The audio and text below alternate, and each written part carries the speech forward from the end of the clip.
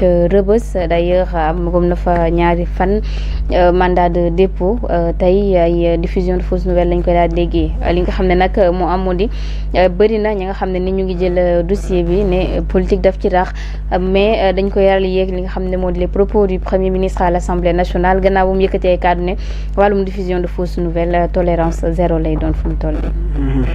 Voilà maa ngi répondre sa question ndak juste avant may répondre question bi rek ñoo ngi compatir avec notre frère Abdou Nguer ndax bu lii yëpp weesoo ñun ñëpp on est des sénégalais ay sénégalais te jàpp naa ne maanaam safaan moom kenn du ko yéene sa mbokk nit sakantuma ku nga xamante ne sa mbokk julit la en fait voilà damay tontu rek si question boobu tuuti te lu ma si tontu du bëri lenn la ñu war a xam rek mooy man lu ma mës a gëm mooy on a une justice indépendante voilà on a une justice impersonnelle man loolu laa gëm lu ñu war a xam mooy aussi instant actuellement mooy le cas de Abdou Nguer son dossier est en instruction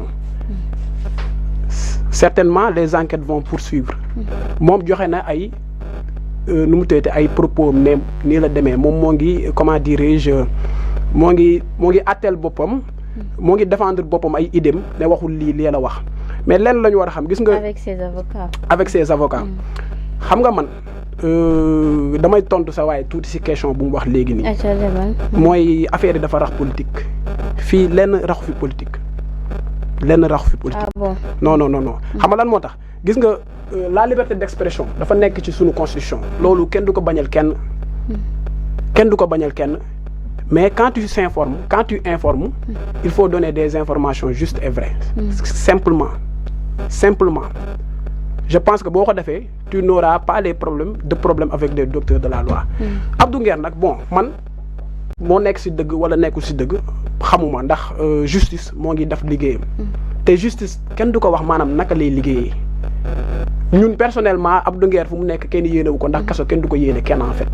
Mais Abdou Nguer bon parfois damay dégg ñu naan non Abdou Nguer dafay sonal kii man je pense que Abdou Nguer sonalul benn kenn. est-ce que nekkul ne aussi bàyyi ngeen ko xel parce que gis nañ convocation ki nga xam ne ni moo di Abdou Nguer man antenne bu xel laa defoon recueillir naa beaucoup ay réactions yoo xam ne nii benn kàddu bi la soxna si Abdou Nguer buñ ko tëjee 10 ans sax ñun bëgg nañ ndaxte daf ñuy déranger kàddu yi nga xam ne ñu koy yëkkati teg suñu xam nga ñan ñooy wax loolu ñuy wax loolu noonu d'habitude ñu si bëri sont pas rationnels ñun Pastef ku ñu yàgg xam Pastef xam ne on n'a pas peur des débats on n'a pas peur de la confrontation ñun mësuñu ko ragal ci lenn bu 15 personnes ñëwoon fii di confronter rek ñun tamit duñ daw si lenn te xam lan moo tax dañoo gëm ne ñun si lu nekk dëgg la te ku nekk si dëgg jàpp naa ne amoo lenn looy war a tiit ci confrontation wala nu mu demee parce que ñun suñu cursus politique ñëpp xam nañ ko Ousmane Sonko je pense que ne moom mi ñuy wax tout le temps naan lii si boppam avant ñu koy wax lu nekk Ousmane Sonko bu mu nekkee opposition yàgg na wax au pouvoir ne leen ñëw leen ñu def débat libre ñëpp toog di seetaan yàgg na ko wax wala yàgg ko wax keroog ba mu demee si question d'actualité bi mais loolu la pour que ñu échanger ñu waxtaan ñu débattre ñun moo tax mais du ma gëm ne man benn nit dina jóge fële taxaw si plateau yi nga ne kooku da leen déstabiliser. mais Abdou Nguer na ñi nga xam ne nii dañuy naan Abdou Nguer day saaga le PM Ousmane Sonko yow tey sa gis nga Abdou Nguer da ngay ndaxte dégg nga ay kàddu. man personnellement gis nga fu mu yëkkatee ay kàddu yu. déplacé teg ci non Abdou Nguer loolu sax ñemewu ko parce que boo saagawee mooy institution nga saaga. loolu Abdou Nguer je pense que ne maanaam lu mu jàngul xam na ne kenn du saaga président kenn du saaga institution mais y a une liberté maanaam d'expression mais il faut informer juste et vrai c'est ça loolu lañ la kii diffusion de fausses nouvelles nag loolu c'est un délit boo xam ne puni par la loi loolu moo ngi ci sunuy attekuwaay. mais dossier bi ndax mun nañoo ne diffusion de fausses nouvelles am na fi ndaxte gis nañ ne ci bind mbir bi ñëw na reconnaître les faits xam ne compte TikTok am la bëgg Abdou Nguer moo ko tax mu def yooyu les cadres tey ndax bu plainte doon am ndax Abdou Nguer nekkul moo waroon plainte xam nga déjà malentendu la déjà je pense que malentendu la entre ces deux mais man bu ma déggee mais attends parce que Abdou Nguer dafa ne moom Abdou Nguer la am ak Awa Nguer ñaari compte la am loolu la wax Abdou Nguer seul bi si information yi laa gisee selon les informations que j'ai vues maanaam c'est ça qu'ils ont écrit te maanaam si benn kii de presse laa gisee man loolu laa gis. waaye nag loolu nga gis. loolu laa gis keneen ki moom mu ne Abdou Nguer Seul la moom benn genre fangsam la rek. y a beaucoup d'Abdou Nguer dans les plateformes. voilà Abdou Nguer Seul mais je sais xam nga tey jii da ngay gis koo xamante ne moom ñemewul dem si plateau yi di wax en fait.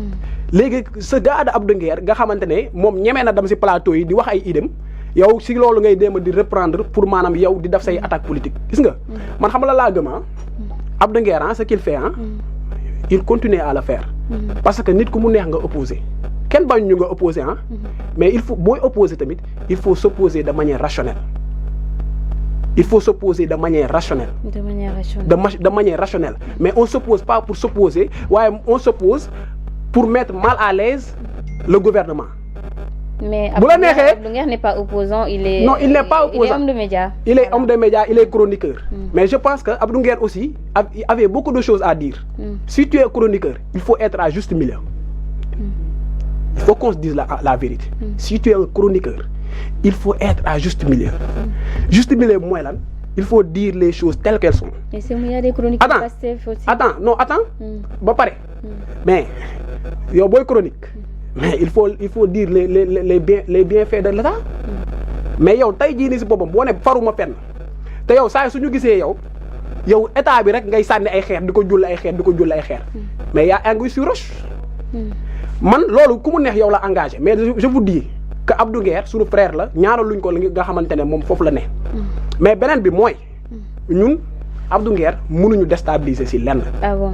Non dëggantaan dama la koy wax personnellement. xam nga parce que ñi ngay wax naan ay non Sénégal ñii nee nañ ay 100 ans ñooñu xamuñu mu demee. ñun on est tout le temps dans la confrontation ñun ku ñu xam ñun Pastef ragaluñu confrontation de tout genre ragaluñ ko. parce que tey jii dama jàpp ne Sénégal dafa am lu xam dafa commencé am. mooy ña nga xamante ne nii te Ousmane Sonko keroog évoqué na ko te man loolu balaa ma koy évoqué man jàpp naa loolu dafa am ña nga xamante ne nii dañoo bokk ci wedduwee ñoom ils n'ont pas le courage dem ci télé yi di wax. léegi da ngay yónni kenn koo xamante ne nii moom muy làqatoo ci ay mouvement te bien vrai que maam il fait partie de l'APR. mais gis nga nit man dama bëgg nit koo xam da nga responsable courageux ci li nga nekk. ñun Pastef musuñu nekk ay bukk yi sangoo deru bëy ñun dañoo mës a taxaw ne ñun on est Pastef catégoriquement jàmmaarloog état bi fi nekkoon de tout genre man je pense que ne maanaam boobu woote opposition bu la neexee nga opposé. mais est-ce que nekkul ne tamit les propos du PM moo tax tey ñu bëri xalaat ne dossier bi am na. benn politique am parce que taxaw na mu ne. di chroniquer alors que amoo sax BFM yooyu amoo sax CFE est-ce que yooyu. xam nga moom le PM war na di attaquer. xam nga yooyu noonu yéen tamit. ñenn non mais moom moo ko wax non attends ñenn parce que mais xam nga tey jii nii si boppam. fii nit jàng na maanaam jàng mooy instruction en fait. jàng mooy instruction mais parfois di nga am benn retard intellectuel boo xamante ne nii. parfois mooy waral ngay dugg ci ay jéego yoo xam ne xamuloo ko dëggantaan. instruction dafa am solo maanaam niveau benn niveau waxuma intellectuel nag bëri na ay façon mais un minimum niveau d'instruction parfois dina la permettre parfois booy wax ngay waxee à juste milieu parfois di nga ñàkk maanaam ba ngay am maanaam benn genre capacité intellectuelle moo tax yenn saa yi ngay déjà nu mu tëdd nan laa koy waxee sax mooy l'argument de plus grand nombre bi ngay tomb wala ngay mën a nekk équilibré entre les deux wax les bienfaits tamit opposition bi nga xam ne nii ñu ngi fi. xam nga opposition kenn bañu ko. xam man li ma la wax léegi sama wax. bien sûr foofu laa lay appuyer. gis nga man c'est vous personnellement. man je suis de Pastef. te man amul kenn koo xamante ne day feeñ ci télé yi di wax dara Pastef mu frégué ñeente ma. non. wallaahi ña nga xamante ne ils sont conscients nekk dans le parti am na yenn wax yoo xam ne à bas de l'échelle. ñun wax yooyu wax fa dëgg yàlla duñ ci attardé wu parce que ñun dañoo jàpp ne buñ fi nekkee ba léegi ñun depuis bu ñu existé ba léegi Pastef on a posé des débats techniques on a posé des débats concrets mais pas di taxaw ci des attaques personnelles ñun mosuñu nekk ci yooyu noonu yëpp Abdou Nguer nag dossier lu ma ci wax mooy lan du bëri mooy ñoo ngi koy ñaanal yàlla fi mu nekk maanaam suñu borom fekk ko fa mais nañu xam ne le juge il est libre de poursuivre des enquêtes parce que tamit xam nga yow tey jii boo nekkul ci domaine de justice peut-être da nga dul xam justice nu muy fonctionner xam nga justice du lañ ñëw rek maanaam ndax ne non nañu bàyyi kii rek mu bàyyi ko justice demee noonu non la justice elle est indépendante elle est impersonnelle. gis nga justice maanaam day doxee maanaam ci ay kiyam lay doxee ay principe am lay doxee. donc loolu peut-être déglu ma rek. donc mais waa Pastef kon war nañoo xam loolu parce que gis nañ ne surtout nga xam ne dinañ ci ñëw mu di fond Covid 19 ñoom ñooy nekk sur les réseaux di épingler les gens yoo xam ne dañ leen war a jàpp. léegi yow da nga alors que ñoom nekkuñu. yow je pense que tu as suivi. tu as suivi la sortie des 3 procureurs. mais j'étais là-bas. voilà donc est-ce que Pastef loolu ñuy wax am na impact ci procureur yooyu keroog bu ñu taxawee di wax. yow ban constat nga tenir.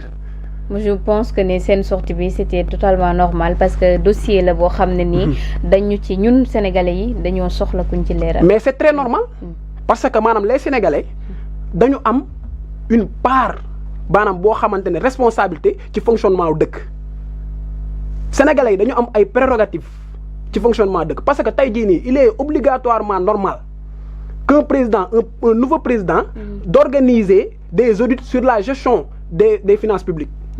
loolu c'est très normal.